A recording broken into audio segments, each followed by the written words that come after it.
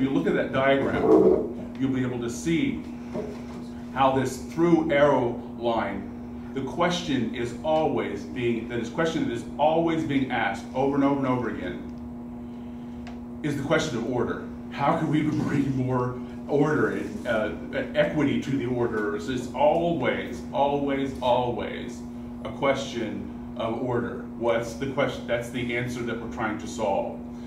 The answer is always, always, always, and I'm going to say always, a version of security, answering security, leading to greater security, leading to greater equity, leading to greater health, well-being. Those are all ideas and subsets and understanding of the meta of security. Bodily security, want my kids to do well, it's all that idea. Well, the platform that it sits on is means and ends. Now, these aren't right or wrong. None of these ideas are right or wrong ideas. This is just the structure of the vehicle that moves, I believe, that moves society forward. Those means and ends could be, may not match, and you don't get the ends that you want. So you can't have a violent revolution and expect peace to come after that. That's kind of been proven. It's kind of something we understand as a people right now. But because when means and ends don't match, you get really it's a really short end game. So then the A on the end there is, the vehicle, the platform that this brings forward is, you'll recognize, fraternity, liberty, and equality at the top. Those are the ideas that we are, some version of those ideas that we're trying to move forward, and we're going to use means and ends on top of the four ideas of authority to talk about, use a narrative to answer the question of order and to move to greater and greater security. What the right does really well is that authority is the leadership position. They're pulling the cart, they're out in front of that cart, they're out in front of the vehicle that is moving the ideas forward into the future that the leaders and our leaders, and there could be many, and this could be even groups and institutions. It doesn't have to be just one person, or even one gender, or even one idea. And I would suggest that it is actually a collection of ideas and leaders that are all coordinated, actually doing on board with intersectionality, doing kind of the same thing, sort of the same thing, or answering the same kind of questions, and using the same narrative to accomplish a lot of different things on the ground, using the same narrative to answer a lot of different questions that are individual specific questions to people of color, or transgender, or water quality, in the environment. All of those things and all of those ideas can use this, should be involved in the same narrative. And I don't think the left does that really well. So that's what I've learned by studying authority. And I'm really excited about bringing you this idea. I think it's really easy to keep in your mind. I think it's really easy to place in your mind the ideas about when we rely on, not an unquestioning sense of this is the way it's always been done, rely only on a moral argument, rely only on getting everybody to agree with us, and being too afraid to use the might that is at our disposal. And I'm not talking about violence, I'm talking about might, the will, the actual intent on the ground, determination and discipline to move it forward. The might, this is a military model, but the might to actually, and not leave might out of that question. All of these wheels have to be moving forward using means and ends that match. If liberty, equality, and fraternity are going to be brought forward from less order to more secure, to greater security through effective leadership. So that's my thesis in one sentence. And thank you. And now we'll move to Nomi. Sure, thank you. So my perspective is going to be coming from two great thinkers we have. One is Ken Wilber, and the other is John Beck. The idea is called spiral dynamics. It's also called integral theory. And so some of the basic features of these two ways of looking at the world are that, you know, when we look at the world, we look at the world as a part. We are, you know, as a human being, I'm looking at the world, which contains many, many layers of complexity. So there's a whole part relationship at all times. So it's called holonic. That, you know, when you combine two atoms, we get a molecule. So atom has connection with the molecule, but molecule has more properties, emergent properties, which atom does not alone have. So when we combine two molecules, we get even greater complexity, which can do more things. But it could not have done without the molecular and the atomic connection that the cell will have with molecule and the atom. So everything is interconnected. That's the basic theory. It's holonic. And when we apply the idea of holons to human development, we also realize that humans have, they go through stages of development, and at each stage, there are new things which are emergent, which were not available at the previous level. But the previous level is always going to be there. When we have a cell, it does not exclude atoms. It contains the atoms. So we have to, at all times, think about holons rather than fragmenting reality. So that's the basic concept of integral theory. And so what we have is that, you know, we are humans, we are aware, we have consciousness, and that consciousness goes through different stages of development. And some of the major stages of development are that, you know, when we are born, it's all about us, so it's more me-centric. But when we evolve and develop and learn and grow, we also form connections with our tribe, with our family, with our loved ones, who are usually caretakers, and they are similar to us. So there's me, and then there is the tribe, the me and we. But that we is a smaller we. So then when we connect with the rest of the world, our we becomes bigger. But the kind of connection we are going to have with the emergent we is going to depend upon what kind of ideas and information and life conditions we are situated in. So the idea of information is crucial in understanding not just the history of authority, but also the future of leadership. That, you know, if I grew up reciting Pakistani national anthem for the most impressionable years of my life, that meaning system is going to become my cognitive unconscious. I'm going to internalize that meaning system. And, you know, kids next door might be from another religion, might be from another race, class, creed. India and Pakistan have been fighting with each other for the last 70 years, and they invest heavily in weapons and armament and propaganda. So if I had been, you know, born in India, I would have had emotional reaction, but that emotional reaction would have determined the kind of information that I've been repeatedly exposed to and reinforced with. So ideas of information are intertwined in a holonic sense with the way our consciousness acts out in the world. So when we start looking at information, we also realize that information also has stages of development. Like a meaning system, which is a national anthem, is an ethnocentric meaning system, whereas Declaration of Human Rights is a world-centric meaning system. So, and both have different emergent properties, and both will have different consequences in the world. And so if I design an education system basing on Islam, Christianity, Judaism, or human rights, they're going to have different consequences in the world. So that's been an important emergent phenomena that we have to deal with, and we also live with when we are thinking about authority and also leadership. And so the way our human body, mind, and consciousness are integrated, we have a physical existence. We also have a psychological dimension, and we also have the spiritual consciousness dimension. So humans usually don't agree with the idea that, you know, we have a soul or a consciousness which can be in a disembodied form. But integral theory depends on the idea that, you know, our human consciousness can exist without the body. And that's where I think science and religion and humanities and sciences they are at odds with each other. But it's a discussion which has not ended. It's a dialogue which is going on, and there are arguments on both sides. How we interpret science and humanities also depends upon, to a large extent, where we are in our development. An egocentric mind will perhaps interpret it in a different way than somebody who's ethnocentric, world-centric, or integrated.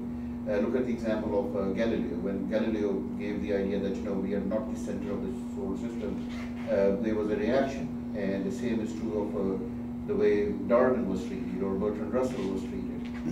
When you look at the reaction that these thinkers received, had a lot to do with what the people who were listening had imbibed and internalized a specific meaning system which had a certain developmental feature to it. It could have been egocentric, ethnocentric, world-centric, or sometimes these called pre-conventional, conventional, and post-conventional. So when we're thinking about authority and leadership, we have to start looking at, okay, so let's talk about the stage, and let's see the limitations as well as the capacities and the things that are good and bad at every stage, and how we determine good and bad. That's where the idea of means and ends comes in. So what are we trying to achieve? If we are going to glorify our own tribe and nation and group and say, we are the chosen ones, or we have the Son of God who is part of our group, or we have the final messenger like Muhammad, so he is the seal of the prophets. So all these ideas could also be analyzed in terms of egocentric, ethnocentric, world-centric, or pre-conventional, conventional, and post-conventional.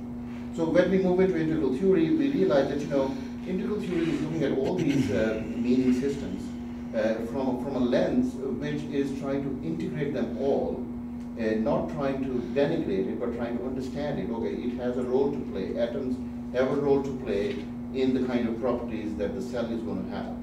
So let's not totally discard the contribution that atoms are making. So let's not totally discard the egocentric, ethnocentric, because they are essential to the whole, and they are reflecting the kind of journey of development that humans have to take. And there's a saying that we all start from square one, that we all start with the me-centric attitude, emotions. And we can evolve to post-conventional, world-centric, integrated, if we keep on doing the work. And that work includes evolving consciousness. And evolving consciousness has to come up on two dimensions. One is the nature of ideas that we are exposing ourselves to. Sometimes we are mindlessly choosing the same book over and over again. Like look at the cultures of Quran or cultures of Gita or the Bible or Das Kapital. You realize that there is this addiction to a particular text.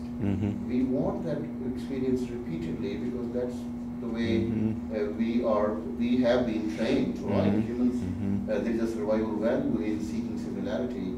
There's a survival value in just not rocking the boat. So humans who are at that stage would like to continue choosing the same kind of books. As a librarian the last 15 years, in a very multicultural setting, like Brooklyn is one of the most diverse places one can find on the planet.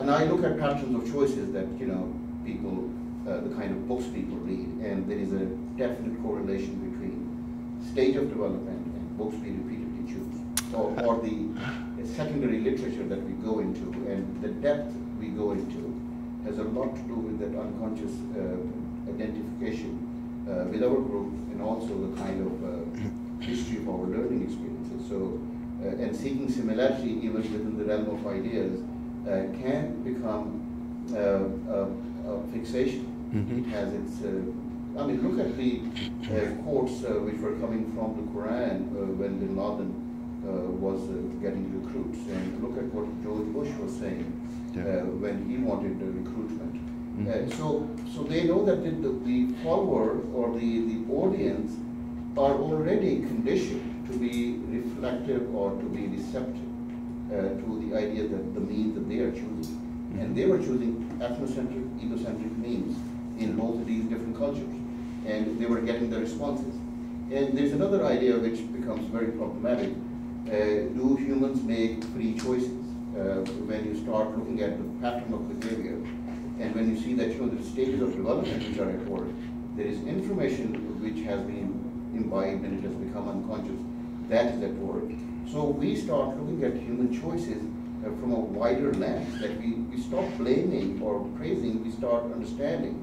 And that to me is a great emergence in the human species, that we are first trying to understand, okay, let's see what's going on here before we start judging it. And that's where I think integral theory has a lot of gifts, and also it's an evolving theory, so we don't know that what the final outcome is going to be. But it is, so one of the things that we have to acknowledge while we are doing integral theory is that, at every stage there will be problems and there will be gifts.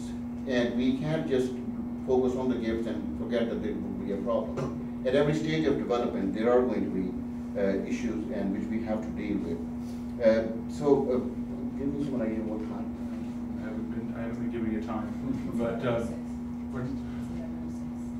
so a few more minutes? Yeah. So in a nutshell, what I want to say is that, the specific depth and breadth and embrace of the meaning system imparts similar qualities to thoughts, feelings, and behaviors. In other words, narrow-mindedness in human children is created by repeated exposure to narrow meaning systems like national anthems, like, we are the best, we are the chosen ones, we are the final message. A national anthem is an ethnocentric meaning system, and as opposed to a planet anthem, which is a world-centric meaning system, are two entirely different meaning systems in terms of their depth, breadth, specificity, scope, and embrace. When repeated and reinforced, such meaning systems will have corresponding effects in self and culture. And once we see the relationship between the nature of the meaning system in circulation within us or in our culture, we start looking at our own choices and our own behaviors and of others in a far more accepting, but at the same time recognizing the complexity which is at work at all levels. Then as we move up the ladder of egocentric, from egocentric to ethnocentric to world-centric, we also recognize that we accept leaders who are reflecting similar stages of development. George Bush and Bin Laden could only have been successful in cultures where ethnocentricity is the norm, which research has shown that at least 70% of human population is stuck at the ethnocentric level of development. Because when you look at the media, when you look at the education systems that are at work in different cultures, they are reflecting very tribal, egocentric, ethnocentric meaning systems. So children become carriers of those meaning systems, and then they look for similarity, and which is a very evolutionarily understandable response. We all do that. I mean, most of my friends are integral. So I'm being also, so in a sense, but I should not be excluding those who are not reflecting the kind of values that I have, having empathy and perhaps being there for them. That's what the whole mentoring process is, that you don't blame an egocentric or an ethnocentric. You don't blame, in a sense, you don't blame Hitler or Bin Laden or Saddam Hussein, because they are reflecting the kind of massive exposures they've had to a very narrow meaning system. And then we also include individual variation. I mean, human beings have unique brains, 6 billion interconnections, and so we have to also not just look at the group behavior, but also individual variation, and which integral theory talks about that, individuals, collective, and the interaction, not of the subjective, but also of the objective. So subjective, objective, and individual and the collective, all four are looked at. And one final thing I want to say before I end is, Plato said that 2,000 years ago, all learning has an emotional base. I mean, it was said in a dialogue, but look how powerful that idea is, that today we have a major leadership paradigm developing around the idea of emotional intelligence. Daniel Goleman's work, I mean, emotions are universal. There is some intelligence in emotions, but there is also some baggage that emotions have. We get fixated with the similar and the familiar. So emotions have to be understood in the light of all these multiple perspectives which are being offered, and I think leadership will have a lot to do with understanding emotions, emotional intelligence, how emotions are formed with the repeated exposures to specific information, and how culture promotes or sort of dismisses certain emotions and that also has to be determined by the kind of law which is at work, the kind of economy which is at work, the kind of media and education which is at work. So when you combine all these stages and levels and processes and structures, we have a better understanding of human experience. And the future will definitely reflect that. And I just want to end this with a quote from Albert Einstein. A human being is part of a whole called bios universe, a part limited in time and space. We experience ourselves, our thoughts and feelings as something separate from the rest, kind of optical delusion of consciousness. This delusion is kind of a prison for us, restricting us to our personal desires and to affection for a few persons nearest to us. Our task must be to free ourselves from the prison by widening our circle of compassion, to embrace all living creatures and all of nature in its beauty. The true value of a human being is determined by the measure and the sense in which they have obtained liberation from the self. We shall require a substantially new manner of thinking if humanity is to survive. Thank you very much. That was wonderful, Milton. Yes, it was. I was totally in that Albert Einstein quote. So, again, it's just been confirmed that I am exactly where I'm supposed to be, right here, right now. The message that I came to share with all of you today is to give a perspective as a woman, to give a perspective as a woman of color, but most importantly, to give a perspective as a human being. Yeah. Right? Because at the end of the day, that's what brings us all together, our humanity. And Nomi, you mentioned something that was really powerful to me, and that is emotional intelligence. Since I was a child, I felt emotions really deeply. And at times it was wonderful and great, and at other times it really wasn't.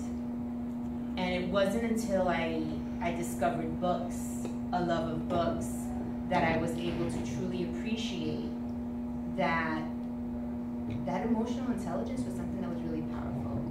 And I learned how to use it for my own good and for the greater good. So that will be interlaced throughout what I share with you today. To give you a little backstory, like I shared in the beginning, my family story was really interesting.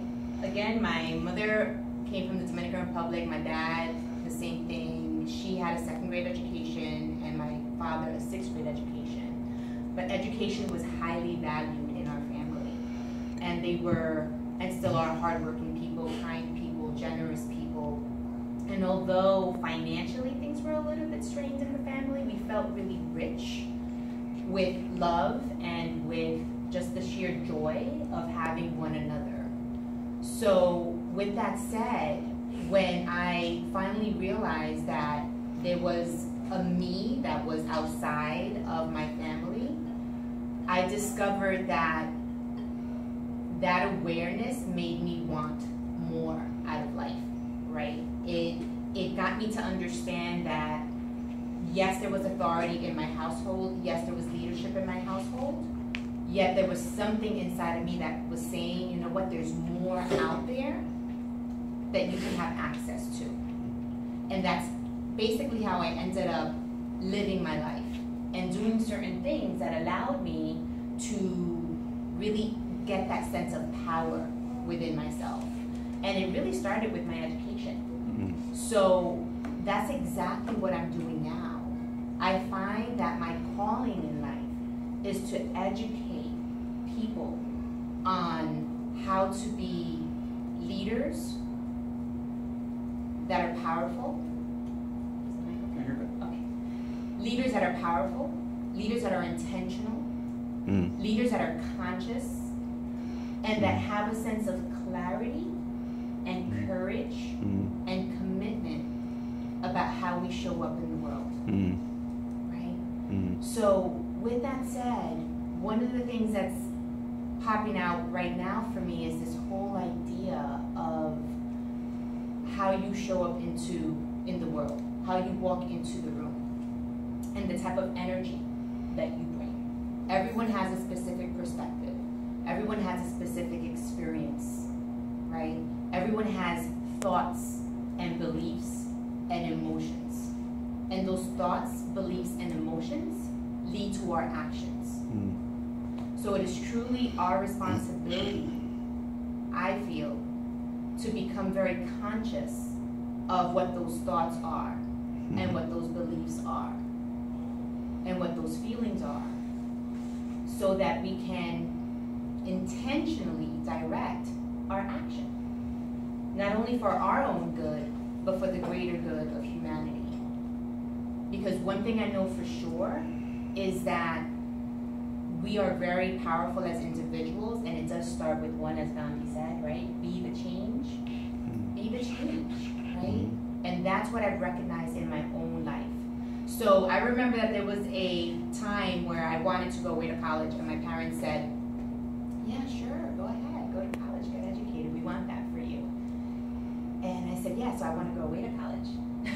And they were like, wait a minute, you're not supposed to go away to college. What you're supposed to do is stay at home until you get married. So that whole idea of authority, and it gives me chills just thinking about it right now, for a moment I questioned, am I going to listen to that? And I'm sure that every single one of us here in the room has had an experience in our own lives where we've been faced with that sense of doing something that we really believe in, and someone else is telling us that we can't do it, right? So at that point, I had to really dig in deep. And as a 17-year-old girl, I don't know where I got the courage from, but I said, yes, I'm gonna do this. I'm gonna go. And I was able to get the support from my 6th grade teacher and my sister to help convince my parents to allow me to leave. So that's how I was able to go away to college. And that was, for me, one of the major times in my life where I was confronted with something that I really, really wanted out of life, and someone else was saying, no, you can't have it. And I dug in deep and I said, yes, I want it, and this is the reason why. So the word emotion, for me, is very powerful, because at the end of the day, any time that we make a decision as human beings, we make it from an emotional state, right? They always ask, what is your why? If you're trying to reach a goal, if you're trying to reach a dream, if you're trying to be a leader in your life or in your community, in your corporation, in your business, in your family, whatever it is that you want to be a leader in, then the question becomes, why do you want it? Because it's in the emotional state that then you're able to connect to it in a deeper, more profound way, and create the powerful change and be motivated and inspired to move through that, no matter what. So my work now is, after I had multiple experiences, right, went away to college, ended up I was missing a math credit from high school, had to go, someone said, you have to leave the school. Authority leadership said you have to leave the school. And you have to pay back all the financial aid. Okay, really? So I went back to high school, got that math credit, paid back all that financial aid, and ended up saying, you know what?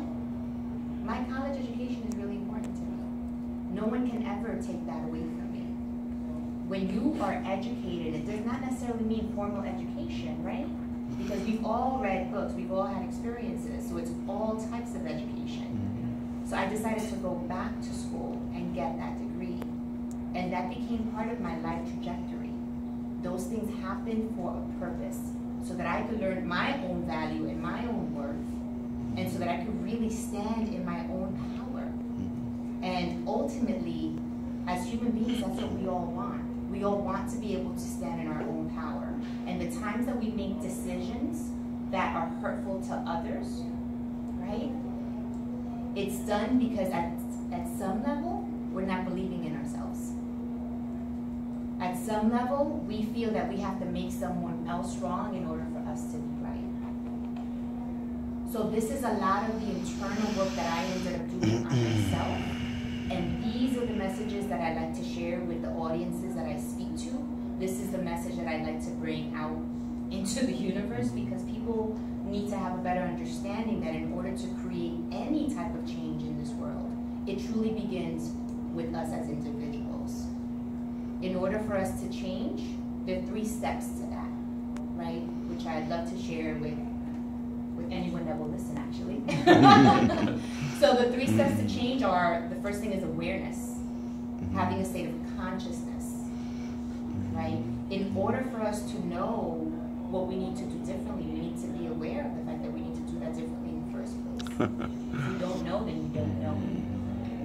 The second step is to have an understanding of where this comes from. Where was the root of this? Was this a belief that you received as a result of your family? Was this an experience that you had with a teacher? Was it something that happened in school? Was it something that happened at a job? The belief came from somewhere. And the second thing is to ask, part of that is to ask yourself, how is this belief serving me? Right? How does it serve me? And how does it serve the greater good? And if it serves you, wonderful. If it doesn't serve you, then it's time to let it go, which leads to the third step, which is a reconditioning of the mind. At this point, we get to question our sense of consciousness, right? And everything that we do is habit-based. As individuals, as leaders, as business owners, right? As teachers that we all are. So once we recondition the mind and have a better understanding of being aware of it, where it came from, and the fact that you get to choose to think about it differently and to do it differently, right? So in essence, when I speak to women, when I speak to men, as a matter of fact, I was doing a presentation at Fordham University a few weeks ago, and the keynote speaker said something that blew my mind. Guys ready for this? He said that he had recently read a study which stated that women would not have equal pay until 2058. Just 2058. What year are we in again? Right? So hearing that made me realize the work that we all need to do. Yeah. Because it's not a women's issue. Right. It's a human issue. Right. Because every man has a mother, Right. potentially a sister, a daughter, a girlfriend, a niece, a granddaughter that this will affect.